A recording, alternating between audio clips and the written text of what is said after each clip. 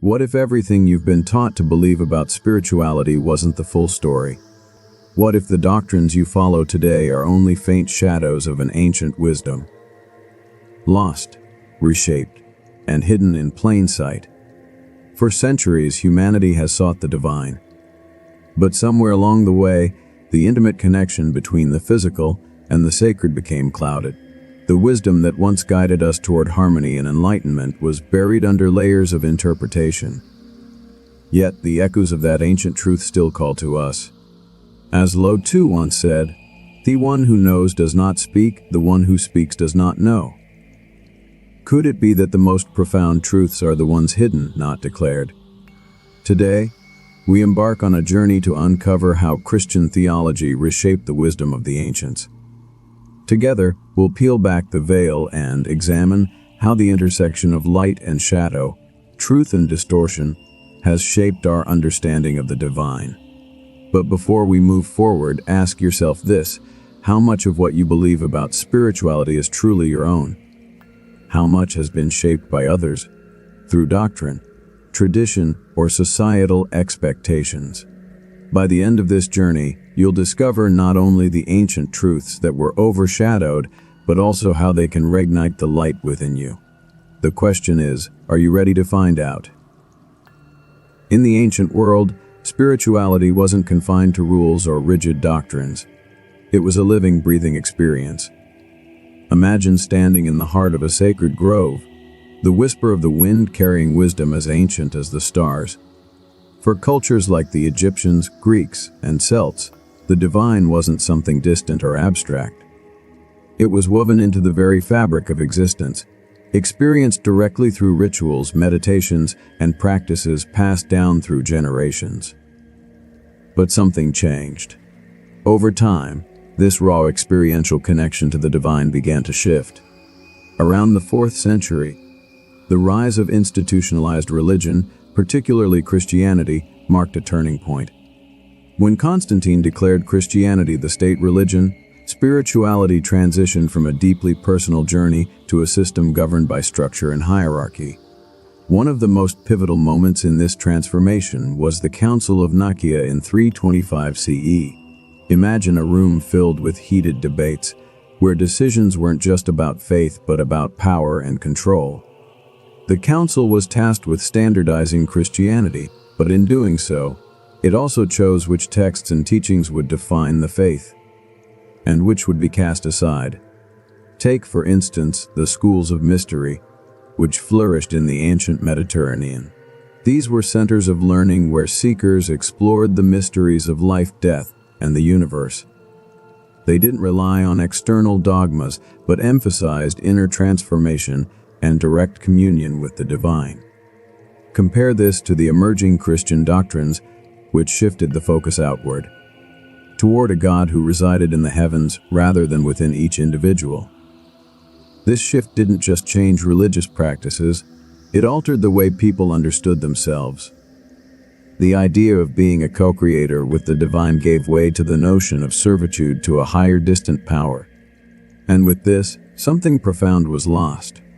The belief that enlightenment was attainable by everyone, not just the chosen few. Think about your own beliefs. Have you ever felt disconnected, like there's a void within you that no amount of prayer or ritual can fill? Could it be that what you're missing is the personal, unmediated connection to the divine that ancient wisdom once nurtured? This isn't about dismissing faith or doctrine. It's about understanding their origins. It's about seeing how the ancient harmony between the physical and the spiritual was reshaped, and how that reshaping continues to influence us today. The question lingers, are we living our spirituality, or are we following a manual written by others? Imagine holding a mosaic in your hands, its intricate design almost faded. You can see parts of the original beauty, but pieces are missing, leaving the image incomplete. This is the story of ancient wisdom. Scattered, fragmented, yet still calling out to us through the echoes of history. The wisdom of the ancients was never meant to be locked in books or confined to specific rituals. It was vibrant, adaptable, and deeply personal. Yet, as doctrines grew more rigid, these teachings were stripped of their essence. What remains are fragments, symbols and rituals whose deeper meanings have been lost or obscured. Consider the story of Hypatia of Alexandria, a brilliant philosopher, mathematician, and astronomer from the 4th century. Hypatia lived during a time when the transition from pagan traditions to Christianity was in full force. She taught that understanding the cosmos was a path to understanding the divine, blending science and spirituality seamlessly. But Hypatia's story ended tragically. Perceived as a threat to the emerging orthodoxy, she was brutally silenced by a mob. Her death wasn't just the loss of a brilliant mind. It symbolized the suppression of an entire way of thinking. With her, the integration of knowledge, spirituality, and personal enlightenment began to fade, replaced by dogmas that demanded conformity over curiosity. Now, ask yourself, how much of what we know about spirituality today is just a remnant of what once was? Could it be that the rituals we perform or the prayers we recite are but shadows of a deeper truth? A truth that has been hidden in plain sight. Let's look at an example. Many of us are familiar with the concept of meditation. Today, it's often seen as a tool for stress relief or mindfulness. But for the ancient mystics, meditation wasn't just a practice. It was a doorway to transcendence. It was a means to connect with the divine essence within. Over time, this profound purpose was diluted, leaving us with a practice often disconnected from its spiritual roots. This isn't to diminish modern practices, but to highlight how much depth we might have lost. If we peel back the layers and search for the original intent, we may find a wisdom that speaks directly to our soul. So here's a question for you. If you stripped away every interpretation, every layer of societal conditioning, what would remain as your personal spiritual truth? Could you connect with that truth, even if it meant questioning everything you've been taught? The fragments of wisdom are still with us, waiting to be pieced together. But to do so, we must become seekers, not just of knowledge, but of experience, intuition, and inner light. If you look closely, every great spiritual teaching shares a common thread, a balance between opposites. Light and darkness, creation and destruction, masculine and feminine. In ancient traditions, these forces were not enemies but partners in an eternal dance. Yet somewhere along the way, this harmony was lost, replaced by a rigid division that turned opposites into adversaries. Take, for example, the ancient concept of yin and yang from Taoist philosophy. It teaches that light cannot exist without shadow, and that within the darkest night lies a seed of light. This balance was understood as a law of nature, a universal truth reflected in everything, from the cycles of the seasons to the rhythm of our breath. Now contrast this with the dualism introduced by certain Christian doctrines, where light became synonymous with good and darkness with evil. This moral duality reframed ancient spiritual truths, creating a world where one must choose a side instead of seeking balance. But this isn't just a theological shift, it's a deeply personal one. Think about how often we divide ourselves internally. We embrace parts of our identity that we deem good, while suppressing the bad, creating a battle within. The ancients might have called this disconnection from the self an imbalance of the soul. Interestingly, modern psychology echoes this wisdom. Carl Jung, the renowned psychoanalyst, introduced the concept of the shadow, the parts of ourselves we reject or deny. Jung believed that true wholeness comes not from erasing the shadow, but from integrating it, just as the ancients sought to harmonize opposites. Here's a powerful exercise for you. Take a moment to write down your strongest beliefs about yourself, your strengths, your weaknesses, your values. Now ask yourself, where did these beliefs come from? Are they truly yours, or have they been shaped by the doctrines and expectations of others? As you explore this, you may begin to see that the divisions within you mirror the divisions created by external teachings. And just as the ancients sought balance between light and shadow, we too can seek to integrate the parts of ourselves we've left in the dark. Let's return to the spiritual teachings of the past. In Gnosticism, for example, there's a profound idea that the divine is not an external entity watching from above, but a spark within each of us. This spark, they believed, is our true essence, a reminder that we are not separate from the divine but expressions of it. Yet this radical notion was largely suppressed. Why? Because it empowers the individual. It suggests that we don't need intermediaries to connect with the divine. We only need to turn inward. For those in power, this kind of self-sovereignty was, and still is, threatening. But this truth hasn't disappeared. It's waiting for us to rediscover it. And when we do, we can begin to dissolve the artificial boundaries that separate us from our own divinity. So, I ask you, what if your greatest spiritual journey isn't about reaching toward something external, but about diving inward? What if the answers you seek have been with you all along, hidden in the shadow, waiting for you to bring them into the light? By reclaiming this balance, this harmony between opposites, we can begin to live a spirituality that is not divided but whole. What if some of the answers you've been searching for have been deliberately hidden, not just in ancient books, but from your own consciousness? Imagine, for a moment, that the true essence of spirituality lies not in the doctrines handed down to us, but in the fragments of forgotten wisdom buried deep within the folds of time.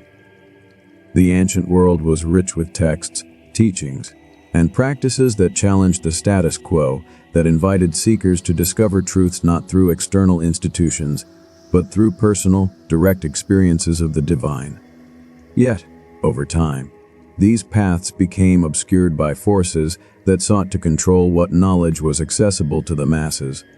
One of the most striking examples of this can be found in the apocryphal Gospels, texts that were excluded from the Christian canon, often because they didn't align with the official narrative of power. These writings, considered heretical by the early church, offered a radically different view of Christ and the nature of divine wisdom. The Gospel of Thomas, for example, is filled with sayings of Jesus that encourage a more internal mystical understanding of spiritual truth. If you bring forth what is within you, what you bring forth will save you.